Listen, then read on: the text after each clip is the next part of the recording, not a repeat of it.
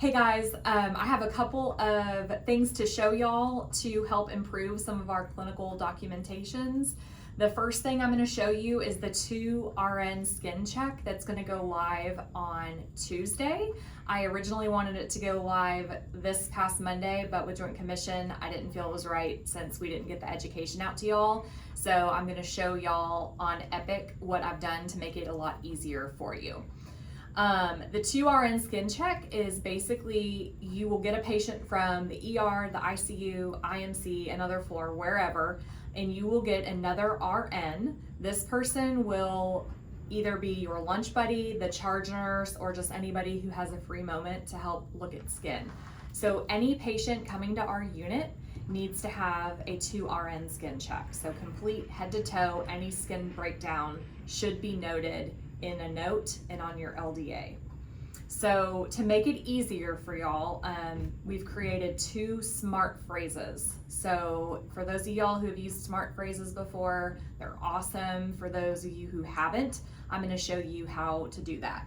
So for this patient who just came to the unit, I am going to pull up a note. So let's say I've looked at Kingsley, and he has no skin issues. He's got great skin because he's 28. So I'm going to type in dot 2RN. So I'm looking here and it says WDL. Okay, so he has no skin issues, so he's WDL. So I'm going to click that.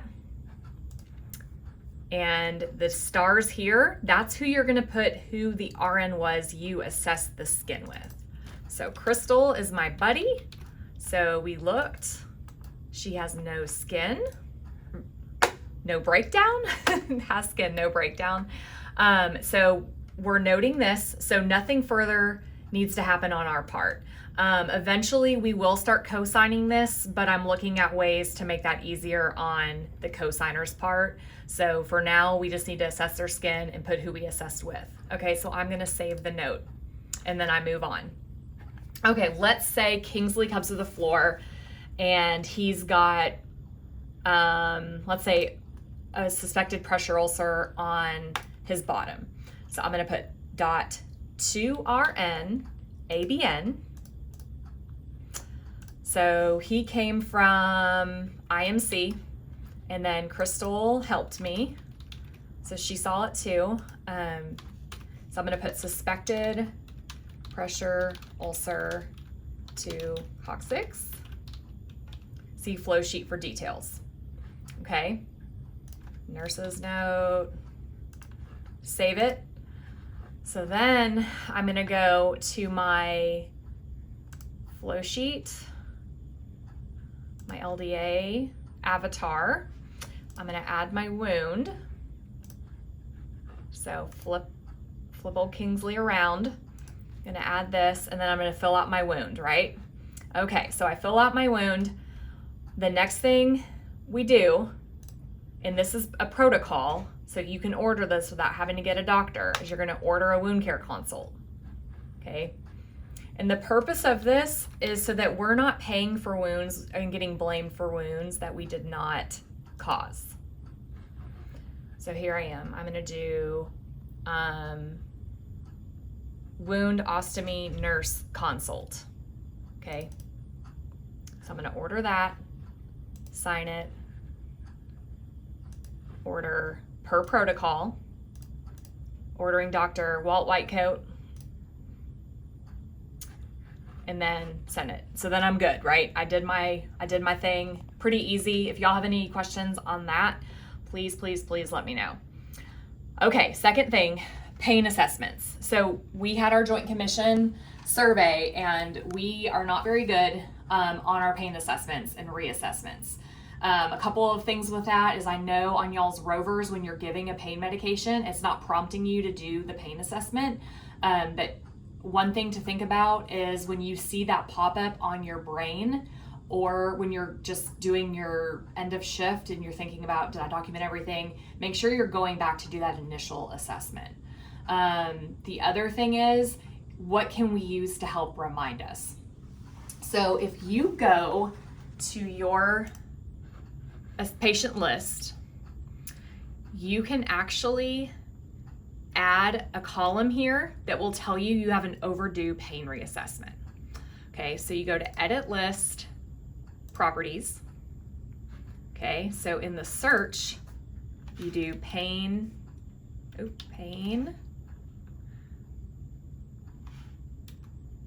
reassessment overdue, add column. So then I'm going to go here and I'm going to say, okay, what do I want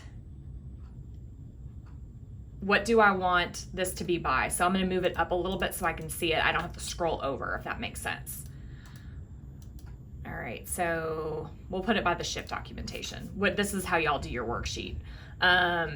So you hit accept. So I don't have any overdue right now.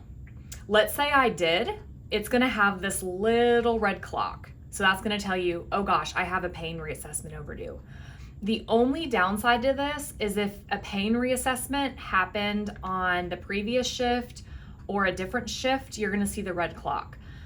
So this is a good idea for doing your bedside shift report to look and just say to your buddy that you're getting a report from, like, hey, there's an overdue pain reassessment. That way it's all clear and clean before you come on and you can see what's due and we do the right thing for the patient, right?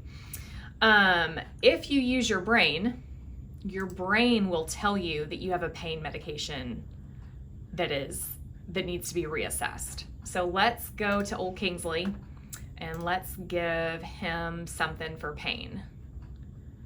Okay, so he only gets Tylenol. All right, so the scanner's broken. All right, let's say that we gave it at 9:50.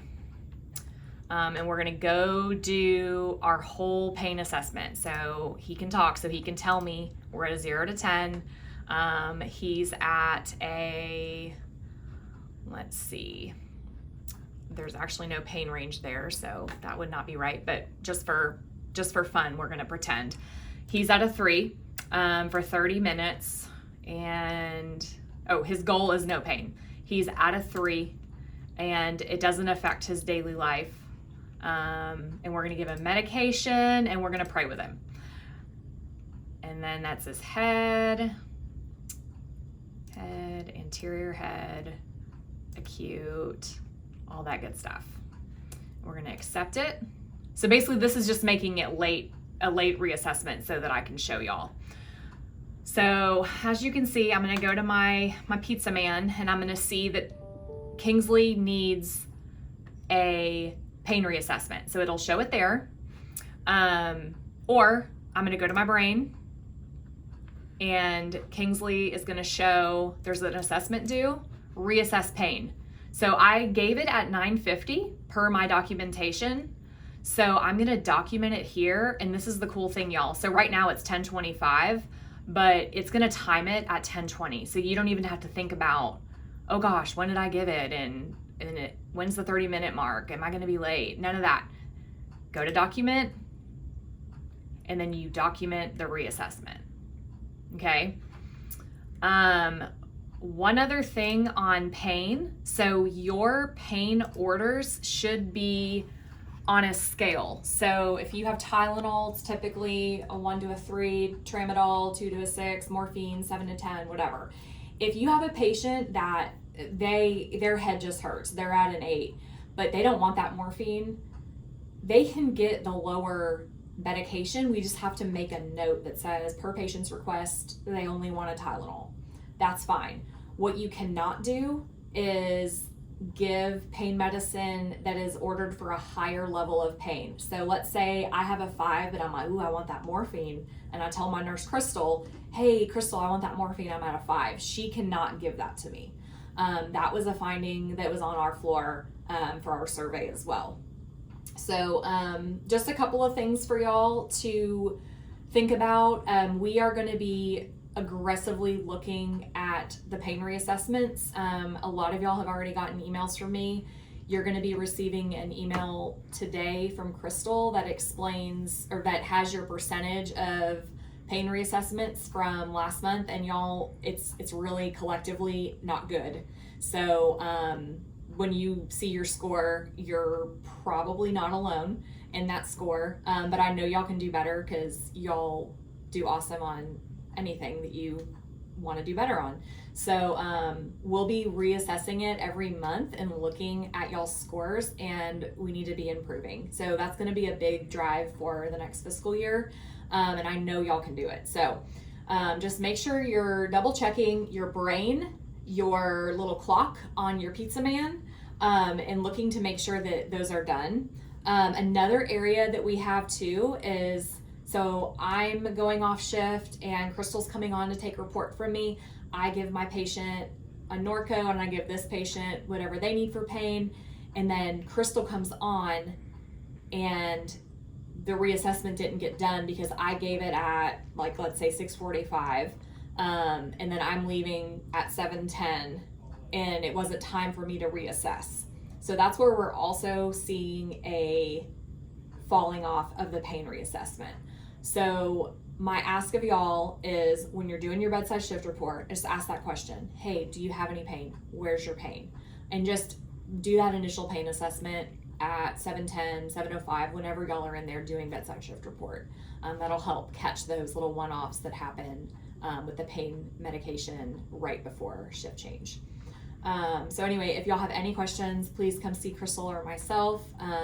We're gonna get a lot better on this, and y'all are gonna be really sick of hearing about this, but I know y'all are gonna get better. So anyways, I hope y'all have a great weekend, and let me know if you need anything else. Thanks.